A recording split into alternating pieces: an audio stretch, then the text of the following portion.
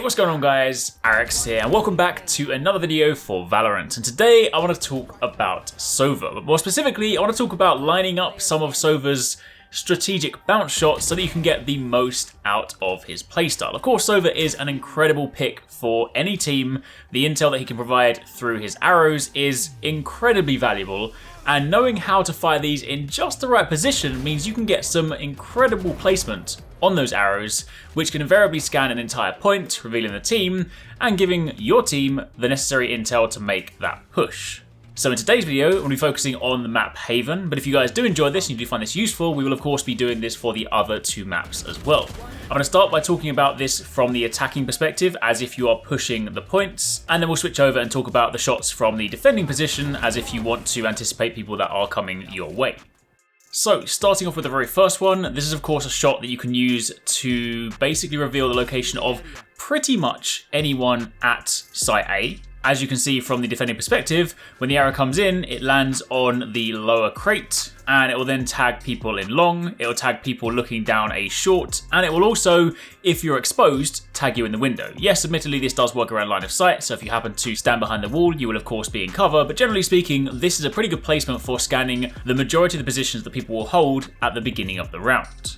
In order to do this, what you want to do as Sova, you want to go over to the right side of the spawn, you want to go into this corner, just kind of put yourself in that corner right there, and then look up, and you will see, of course, this light bulb hanging from this wire. You then want to move your cursor just above, so you're basically above the light bulb and below the tree branch, and you then want to charge up to just past the first bar. This is not a full 3-bar charge, it is simply the charge where you see it right now, and upon letting go of the arrow, it will land in that position every single time. There they are. For the next one, we're now moving over to mid, as if you are pushing the B site location. What you want to do is put yourself over onto the far left hand side. If you look on the ground, you can of course see there is that ladder. Basically, put yourself in the corner, and you then want to look up and you'll basically see this little sort of clothesline or these sort of flags or pieces of material hanging down. The top right hand corner of that orange one is effectively where you want your arrow or your cursor, should I say your crosshair, to be placed. This one also requires one bounce, so make sure that you toggle that on. And you then want to, much like the previous one, charge up to 1 bar. Upon letting go of that will then place the arrow in the doorway, which will invariably catch people that are, lining up in those kind of typical peak positions. Now, yes, this one is on the floor in a pretty obvious position, and generally speaking, you can shoot it, but keep in mind, an early game push, if you get this in, provided it gets even 1 pulse off, by the time someone shot it, you're still going to have their locations revealed, you're still going to either then force snipers away, stop them from peeking, or just generally provide your team with some early game intel. Alternatively, if you're pushing C short, so of course through this doorway on the left hand side, what you instead want to do is you want to go up to this pillar on the archway and effectively put your shoulder against that, and you then want to aim just on the left hand side door, effectively midway up the top panel where you can see the cursor of the crosshair right now. And for this one, you want to enable 2 bounces, and that will basically bounce it off the door, off the wall, and it will place it in a very central location in this room. Again, very easy to spot, very easy to shoot, but given the speed of this, given the fact that you can at least get off 1 pulse, it is generally speaking going to give you the complete location of that room. Again, if you are hiding behind the wall, you can of course avoid this, but generally speaking, in the window, in the corridor, behind that box, you're going to get pretty much anybody hiding in this room.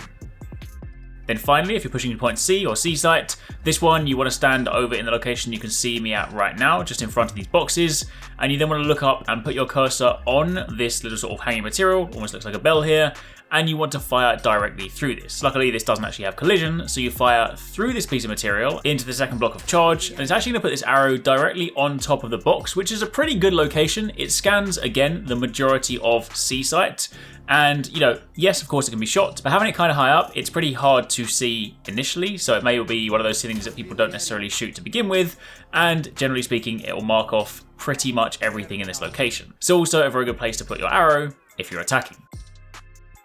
Now switching over from there to the defending positions, again for this one, assuming that you are of course holding the points and you want to see who is coming your way. The first one, we're again doing this from site A. What you want to do is you want to stand on the stairs or the kind of incline you see here. It's covered by some dirt, but you're basically 4 steps up. And what you then want to do is look up, and you want to be targeting that very final hanging light bulb, and you want to shoot directly through this. This again is 1 block of charge, and in doing so, this is going to land at the very back of the spawn. Now, yes, this one may not necessarily yield the greatest results because generally speaking, people push through there pretty quickly, but if people are walking, slow walking and whatnot, or crouching, then you may well tag the back of the team and at least have the understanding or at least have the knowledge that they are, of course, pushing through to A.